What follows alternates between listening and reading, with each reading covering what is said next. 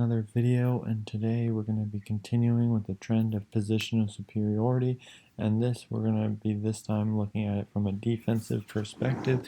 So let's get right into it. So yesterday we determined that positional superiority was down to where the player is positioned and how they were positioned in the offensive phase.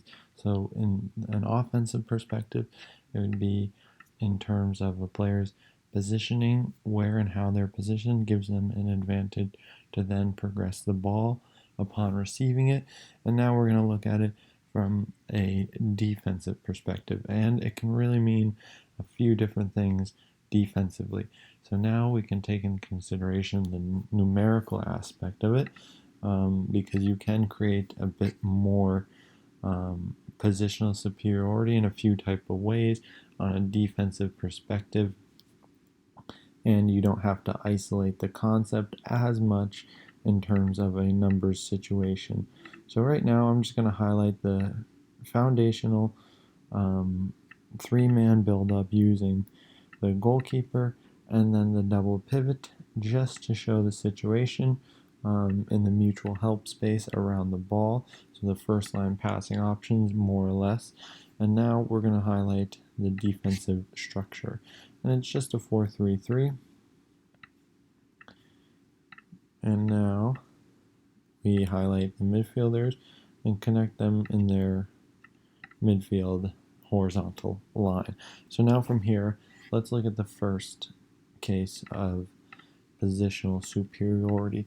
So now a lot of times we see with the fullbacks, I'll make them a little bit deeper to really exaggerate the concept here. So now with a bit deeper fullbacks now than sometimes we normally see, we can now see that the wingers have dual roles to occupy both the center defender and the fullback. So with this being said, now these wingers have positional superiority over their opposing players because they can control both areas of the field, both players in both areas, and they can do so just by their positioning and how they're positioned. So from this introduces another concept of access. So the wingers have access to both the central defenders and the fullbacks. And what this means is that when the ball arrives to either player, they will be able to be there to pressure the ball and prevent any further progression. So this is what it means by having access.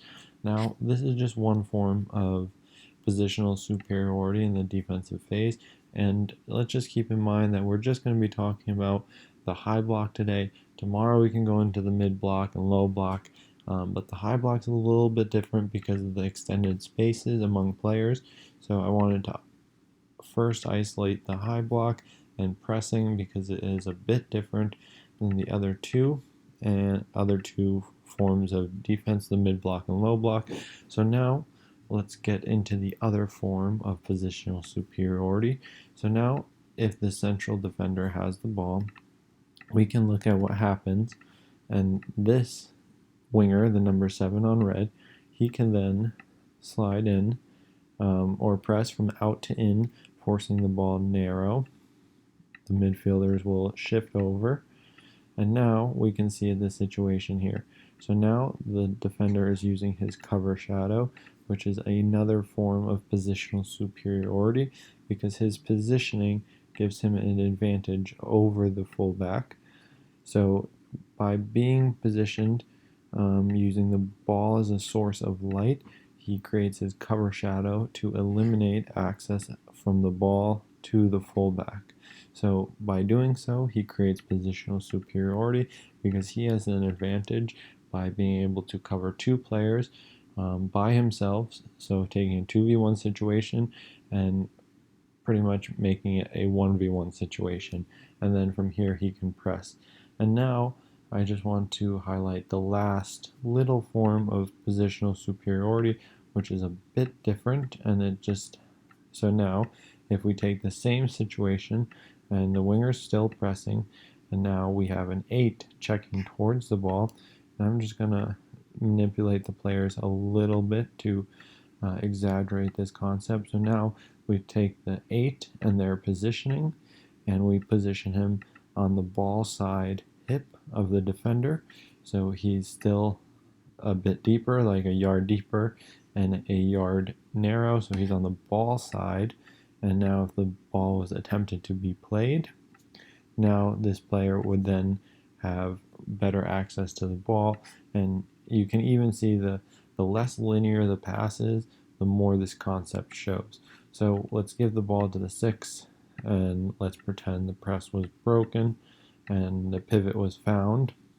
So now the 8 is in the half space, and now our red 8 is deeper but ball side. So if the ball was then to be played, the 8 on red would have positional superiority to then step into the passing lane and win the ball back.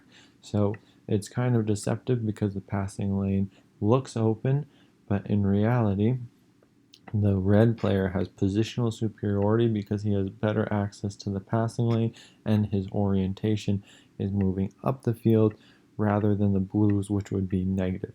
So pretty much the red orientation is better suited to create positional superiority because his momentum is bringing him forward, which is much more progressive and preferable rather than your momentum bringing you back.